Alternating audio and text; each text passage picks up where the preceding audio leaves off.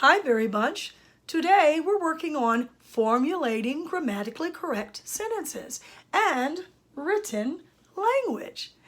Moms and dads or grandmas and grandpas, whoever is taking care of the student, I work on two things at the same time when I work on sentence correction. I work on expressive language because I tell the student to give me a correction, tell me what to do. And I work on written language as we correct the sentence. My thought is if a student can explain or correct a sentence as we're going through this activity, they probably will remember the correction and will do it when they're writing. Yeah, so I work on written language and expressive language through correcting sentences. In school it's called daily oral language. Your teachers have students correct sentences. They give them the sentence, they give them the worksheet, whatever they need to use. I do the same thing, except I do it a little bit differently. Where do I get these sentences from? Well, this one came from my head, but you can use your student's reading book. Make sure it's on the reading level the student can read fluently.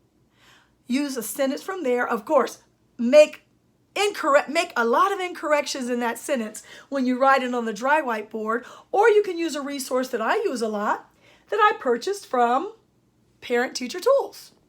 It says, it's called Teacher Created Resources, Practice Makes Perfect, Nonfiction and Fiction Reading Comprehension, Grade 2.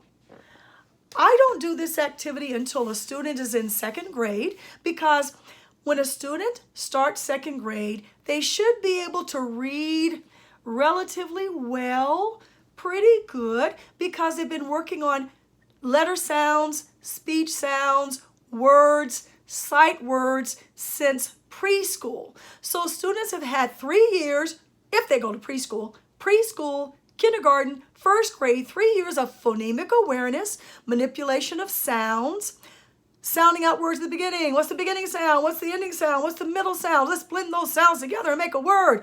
Rhyming words, segmenting words, counting the sounds in words. All of that stuff is called phonemic awareness. They learn all that in preschool, kindergarten, and some of first grade. Learning how to listen for that sound, how to segment it, how to count the sounds, all of that stuff before you read. That's called Preliteracy skills. So by the time a student gets to first grade, they should be able to read from their first grade reader. In second grade, yeah, they should have it down. But do not be frustrated or bothered if your student cannot read some of the words. That's okay. Go another level lower. Like if they are in second grade, find a first grade reader or whatever reader your teacher has your student reading. That's where you start. That's where you get the sentences from the reading book or a sentence in a paragraph of this resource. What's important about that? If you use a sentence that's in the reading book or in a resource like that, this resource has paragraphs, many paragraphs that you can read, then answer the questions after to make sure they comprehend. Then the student is learning and they're becoming very familiar with the story that they're reading in school or in class anyway. So that's another way to teach reading, making the sentence familiar, making the paragraph familiar. So when they start reading it in class, they'll be fluent. I need to make a point though, parents. A student is a good reader or a reader if they can read the words fluently without hesitating, maybe one or two mistakes, and they comprehend or understand what they read. How do you figure out if your student comprehends that sentence? Ask questions about the sentence, ask questions about the paragraph, ask WH questions, who, what, when, where, why, about the paragraph or the story your student is reading. Either reading aloud or reading to themselves, okay? You're a good reader if you read fluently and you understand what you read. If your student doesn't understand what they're reading, then they're just calling words, okay? They go together. Let's start. Let me read the sentence because I'm sure you know what the sentence says now because I've been talking the whole time and wanting to give your student a chance to read it, so we're going to kind of fly after this part. Read the sentence to your student first so they can hear how funny or how strange the sentence sounds because they know in their head even if they can't correct that sentence, they know after listening to English language since the time they were born, something's wrong. Their brain is saying something's wrong with that sentence. So by now, your student should have read this. It reads, "The two dog eated their dog food yesterday." Oh my gosh, that does not sound right. That is not a grammatically correct sentence. I didn't say it correctly, and it sure doesn't look correct. So, give me a correction. Tell me what to do. I'm going to take the top off of my blue dry erase marker because I want to make the corrections using my blue dry erase marker so they stand out, okay? I heard someone say, capitalize the first word in the sentence. I will do that. So capitalize the word the. I'm just changing the T. I'm erasing it with my sock. All you need is a dry whiteboard, 2 different colored markers, dry erase markers, and a sock. So I capitalize the T in the, and that's it. Capitalize the T in the. Why do you capitalize the T in the? Hopefully you said, because the first word of the sentence is always capitalized or something like that, okay? Give me a correction. Tell me what to do. You're right. This sentence does not have a punctuation at the end, so we need to add a period at the end of the sentence or put a period at the end of the sentence. Now, this is a declarative sentence or a statement. All sentences are not declarative sentences or statements. Some are questions. So you need a question mark. If this sentence said, do the 2 dogs eat dog food? I took out yesterday. Did the 2 dogs eat dog food yesterday? It's a question. My voice went up at the end. My inflection, my intonation went up at the end. Do you like ice cream? Did you eat all of your food? I'm saying that because my grandson is picky and that's on my mind because I always have to say, did you eat all of your vegetables? Yeah. So questions go up at the end, and then we have something called interjections. Hey, wait, hooray! Or we have excitement. Or there's an emergency, and you say it like this. Oh my goodness, there's a fire at the school. Oh my mom fell down the stairs. When you use interjections or say the sentences with excitement, or there's an emergency, you use an exclamation mark. Of course you don't do it like this. I just did this so you could see it. That's when you use an exclamation mark. So when you have a question, you use a question mark. When you have an exclamation, you use an exclamation mark. That tells the reader how they read that sentence. So it's very important that you put the right punctuation at the end of the sentence. A period, question mark, or an exclamation mark. All right? Give me a correction. Tell me what to do. Yes, very good. Mom and Dad, again, your student doesn't need to give the corrections in order. Wherever they see a correction, they can make the correction or tell you what to do.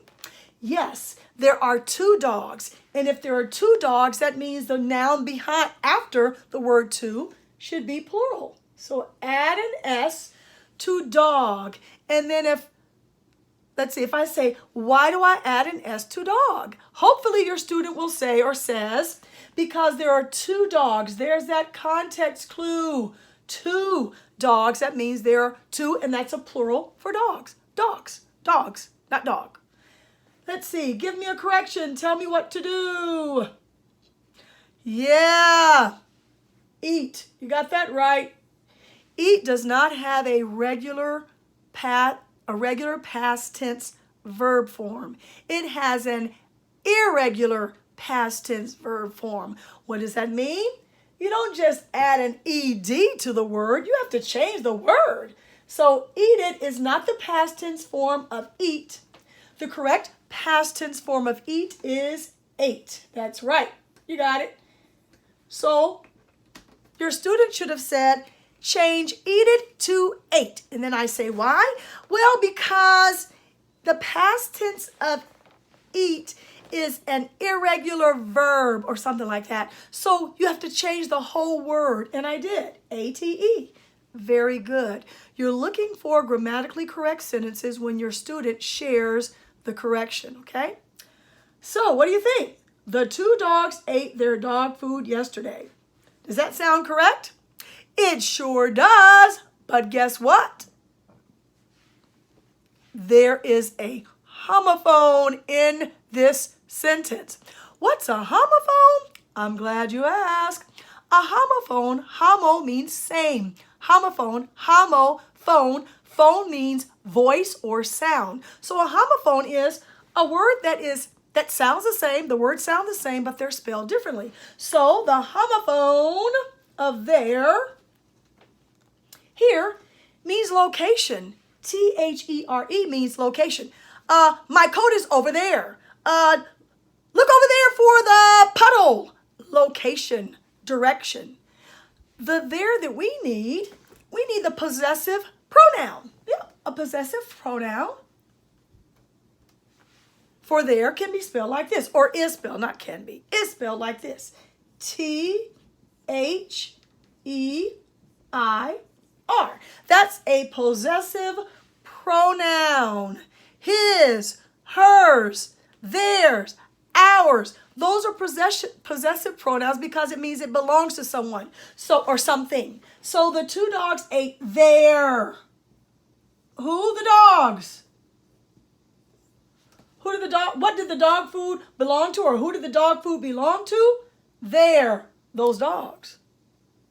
If it was one dog, it would be the dog ate his or her dog food, depending on the gender. But it's 2, so their. Another homophone for there, or another way to write there, is this way, the contraction. They, apostrophe, there, or they are, there. They're going to the store. They're going to eat the dog bone. They are. The 2 dogs ate they are or their dog food. That wouldn't make sense. So that's why we stick with the possessive pronoun there. Very good. Now, after we correct the sentence, I'm trying to erase all the extra stuff.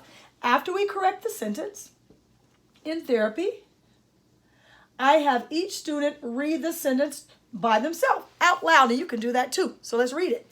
The 2 dogs ate their dog food yesterday. Do not be concerned about your student mispronouncing some sounds. That's okay. That's why they're in therapy, to work on those things like that. So do not try to correct if they say yesterday. If they can't say it, don't be concerned with that.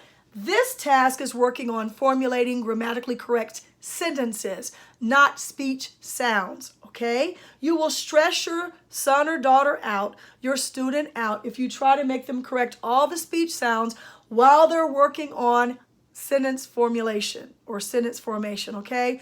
Don't do 2. I know how to do the 2 without stressing them out, but at home, only focus on what you're focusing on. And on this, it's just sentence formation, okay? Very good. Now, until next time, bye-bye very much.